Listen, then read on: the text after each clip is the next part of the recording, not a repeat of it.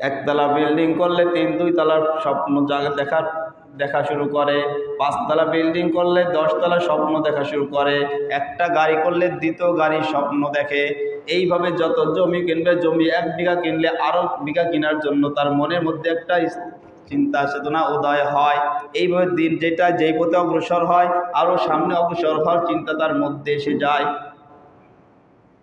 একটা করলে আরেকটা করার চিন্তা এসে যায়। এটা যতক্ষণ না কবরের মাটি মুখের মধ্যে ঢুকে ততক্ষণ বাড়তেই থাকবে। তাই আল্লাহ রাব্বুল ঘোষণা দিয়েছেন, হাত্তা যুরতুমুল মাকাবির, তোমাদের এই চিন্তা কখনো শেষ হবে না, ক্রমান্বয়ে স্থগিত হওয়ার কথা নয়। দুনিয়াতে যতদিন বাঁচবা ততদিন খালি চিন্তা বাড়তেই থাকবে। আল্লাহ রাসূল সাল্লাল্লাহু আলাইহি ওয়াসাল্লাম তাই বলছেন, তোমাদের এই চিন্তা তোমাদের খালি বাড়তেই থাকবে। কোনো ব্যক্তির জন্য যে আল্লাহ রাব্বুল আলামিন এক উপত্যকা যদি স্বর্ণে পরিণত হয়ে যায়, এক উপত্যকায় অর্থাৎ 2 পাহাড়ের মধ্যবর্তী স্থানকে যদি আল্লাহ রাব্বুল আলামিন স্বর্ণ দ্বারা পূর্ণ করে তাকে মালিক করে দেওয়া হয়, এত পরিমাণ সম্পদের মালিকও যদি কেউ হয়ে যায়, পরবর্তী তার মধ্যে চিন্তা হবে আরও এক উপত্যকা সম্পদের মালিক যদি হতে পারতাম।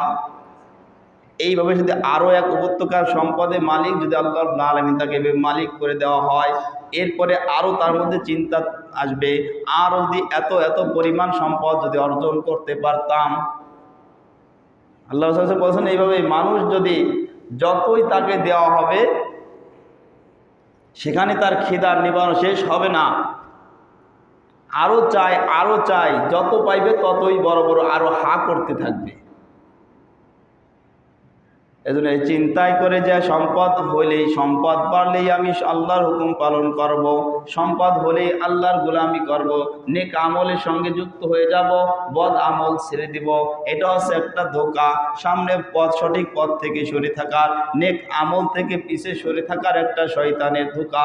মনের মধ্যে চিন্তা উদয় হওয়া মানে বুঝতে হবে আমাকে শয়তানের ধোঁকায় পড়ে গিয়েছি, হয়তো শয়তানের ব্রাজালের মধ্যে আবদ্ধ হয়েছি। এই শয়তানের ব্রাজাল থেকে আমাকে বাঁচতে হবে, আমাকে বের হতে হবে।